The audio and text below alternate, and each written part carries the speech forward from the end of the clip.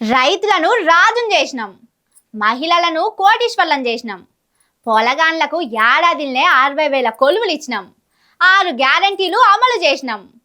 చెప్పిన దానికంటే ఇంకో 2-3 ఎక్కువనే చేసినాం కానీ తక్కువ చేయలే. మా అసొంటి గొప్పోళ్ళు మేం చేసిన పనులు ఈ రాష్ట్రంలోనే కాదు దేశంలోనే ఎవ్వరు చేయలే. సరే మరి ఇంత గొప్ప పనులు చేసిన కాంగ్రెస్ వాళ్ళను ఊర్ల పొంటి పోతే జనాలు మంగళారతులు పడుతున్నారట. పూలు చల్లుకుంటా రావయ్యా మా లీడరు రావయ్యా, మీరాక మాకెంతో భాగ్యమయ్యా అని దీవెనార్తులు కూడా పెడుతున్నారట.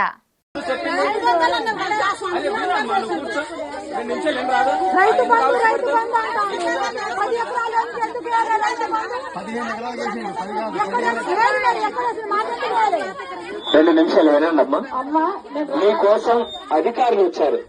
అగో మంగళార్తులు దీవెనార్తులు అని పొట్టు పొట్టు ఆడుచుకునే ముచ్చట చూపెడుతుర్రని అనుకుంటుర్రా? ఇవే కాంగ్రెస్ వాళ్లకు అసలైన మంగళార్తులు దీవెనార్తులు. అమ్మలక్కలు గట్టిగానే ఆడుచుకుంటున్నారు. కాంగ్రెస్ ప్రభుత్వం మస్తు మంచి పనులు చేస్తుంది. అందరికి ఫ్రీ బస్సు ఇస్తుంది. రైతులందరికీ రైతు భరోసా పైసలేసింది. వ్యవసాయం రుణాలు మాఫీ చేసిందని మైకులు పట్టుకొని ఊర్ల పొంటి తిరుగుతున్న కాంగ్రెస్ కళాకారులకు సుక్కలు చూపెడుతున్నారు. పోర్రి పాపం ఈ అన్నజుడుర్రి ఏమంటున్నాడో. పొలాలున్న ప్రతి ఒక్కల పడ్డది కదా కదా అక్క నీకు దండం పెడతాను, కదా అక్క నీకు దండం పెడతాను. చూసిర్రా ఎట్లా అడుగుతుర్రో అమ్మలక్కలు.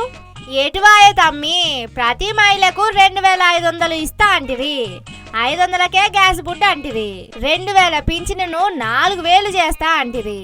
ఏది రాకపాయే.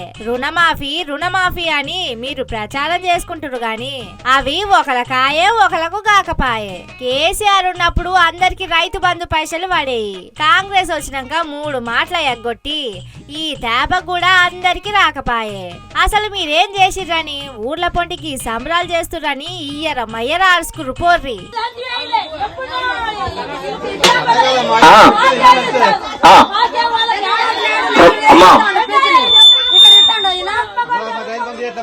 నీకు ఉచిత బస్సు వచ్చింది కదా, అవునా కదా? నిన్న కాక మొన్న రైతు బంధు పడ్డది కదా, పడదా లేదా? అందరి అకౌంట్ లో పడదక్క, అవునా కదా? భద్రాద్రి కొత్తగూడెం జిల్లాల మన కాంగ్రెస్ ఎమ్మెల్యే ఉన్నాడు కదా కోరం కనకయ్య సారు. గాయన నియోజకవర్గంలా ఇల్లందు మండలం రోంపేడు అనే ఊర్లో జరిగింది గీ ముచ్చట. ఏం చేయకుండా సంబరాలేందని కాంగ్రెస్ మహిళా శక్తి సంబరాలను అడ్డుకుర్రు అమ్మలక్కలు కలిసి. చూసి రానుల్లా కాంగ్రెస్ వాళ్ళకు ఊర్ల పొంటి ఎట్లా సన్మానాలు అవుతున్నాయో. ఇగో 6-10 రోజులు పోతే ఎంపీటీసీ జడ్పీటీసీ సర్పంచ్ ఓట్లు వస్తాయి.